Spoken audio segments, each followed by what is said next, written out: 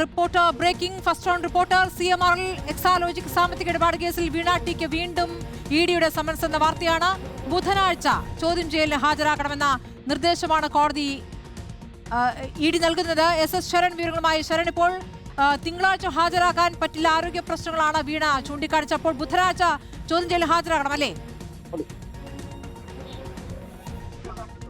ശ്രുതി, വീണ tick വീണ്ടും enforcement directorate summons അയച്ചിരിക്കുകയാണ്. അതായത് നേരത്തെ അവർ സാവകാശം തേടിയിരുന്നു. ആരോഗ്യ പ്രശ്നങ്ങളുണ്ട്, യാത്ര ചെയ്യാൻ ബുദ്ധിമുട്ടുണ്ട്.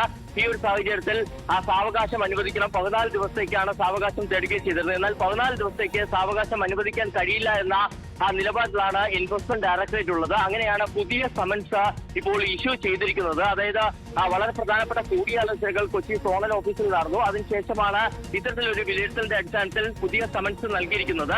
അടുത്ത ബുധനാഴ്ച രാവിലെ 10:30 ചോദ്യം ചെയ്യലിനായി കൊച്ചി ഓഫീസിലേക്ക് ഹാജരാകണമെന്നുള്ള നിർദ്ദേശമാണ് എൻഫോഴ്സ്മെന്റ് ഡയറക്ടറേറ്റ് നൽകിയിരിക്കുന്നത്. എന്നാലും ഇതിൽ പ്രധാനപ്പെട്ട കാര്യം, നേരത്തെ തന്നെ വീണയ്ക്കെതിരെ കൃത്യമായ തെളിവുകൾ ശേഖരിക്കാൻ കഴിഞ്ഞിട്ടുണ്ടെന്നുള്ളതാണ് ED പറയുന്നത്. അപ്പോൾ ആ തെളിവുകളാണ് ED പറയുന്നത്. അപ്പോൾ ആ തെളിവുകളുള്ള സാഹചര്യത്തിൽ ഇനിയും ചോദ്യം ചെയ്യൽ നീട്ടിക്കൊണ്ട് പോകേണ്ടതില്ല, അത് ഉടനെ തന്നെ ചോദ്യം ചെയ്യലിലേക്ക് പോകണമെന്നുള്ള നിർദ്ദേശമാണ് നേരത്തെ ഡയറക്ടറുമായി സംസാരിച്ചപ്പോഴും അന്വേഷണ സംഘത്തിന് ലഭിച്ചിരുന്നത്. ഇതിന്റെ അടിസ്ഥാനത്തിൽ കൂടിയാണ് ഇപ്പോൾ പുതിയ സമൻസ് നൽകിയിരിക്കുന്നത്. നേരത്തെ തന്നെ നമ്മൾ പറഞ്ഞിരുന്നതാണ്, അടുത്ത ആഴ്ച തന്നെ വീണയുടെ ചോദ്യം ചെയ്യൽ ഉണ്ടാകുമെന്നുള്ളത് കൃത്യമായി തന്നെ നമ്മൾ പറഞ്ഞിരുന്നു. അത് തന്നെയാണ്, അതായത് ബുധനാഴ്ചയാണ് ഇപ്പോൾ ചോദ്യം ചെയ്യലിന് തീരുമാനിക്കുകയും സമൻസ് ഇഷ്യൂ ചെയ്യുകയും ചെയ്തിരിക്കുന്നത്. അതായത് 2 ദിവസത്തെ ഒഴിവ് മാത്രമേ വീണ ടിക്ക് നൽകുന്നുള്ളൂ. വീണയോട് തിങ്കളാഴ്ച ഹാജരാകാൻ പറഞ്ഞു.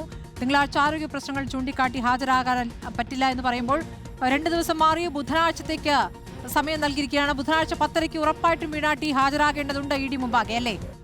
സ്മൃതി, തീർച്ചയായിട്ടും. അതായത് എൻഫോഴ്സ്മെന്റ് ഡയറക്ടറേറ്റിനെ സംബന്ധിച്ച് വീണ ടി എന്തായാലും ഹാജരായേ പറ്റുള്ളൂ എന്നുള്ള നിലപാടാണ് അവർ സ്വീകരിച്ചിരിക്കുന്നത്. അതായത് PMLA സെക്ഷൻ 50 പ്രകാരം ഇത്തരത്തിൽ സമൻസ് ഇഷ്യൂ ചെയ്യുകയാണെന്നുണ്ടെങ്കിൽ സ്വാഭാവികമായിട്ടും ആരാണോ ആരോപണ വിധേയൻ അല്ലെങ്കിൽ പ്രതി, അയാൾ നേരിട്ട് ഹാജരായി വിശദീകരണം നൽകേണ്ടി വരും, ആ ചോദ്യം ചെയ്യലിന് വിധേയൻ ആകേണ്ടി വരും. അപ്പോൾ അത്തരത്തിലൊരു സമൻസാണ് ഇഷ്യൂ ചെയ്യുകയും ചെയ്തിരിക്കുന്നത്. അതുകൊണ്ട് തന്നെ ഈ അഭിഭാഷകൻ മുഖേന രേഖകൾ ഹാജരാക്കാമെന്ന് നേരത്തെ വീണ പറഞ്ഞ കാര്യം അത് എൻഫോഴ്സ്മെന്റ് ഡയറക്ടറേറ്റ് തള്ളി. മറിച്ച് വീണ നേരിട്ട് കൊച്ചി ഓഫീസിലേക്ക് എത്തണമെന്നുള്ള നിർദ്ദേശം കൂടിയാണ് ഉണ്ടാവുകയും ചെയ്തിരിക്കുന്നത്. എന്തായാലും ഇനി വീണയുടെ പ്രതികരണമാണ് ഇതിൽ ഏറ്റവും പ്രധാനപ്പെട്ടതായി മാറുന്നത്.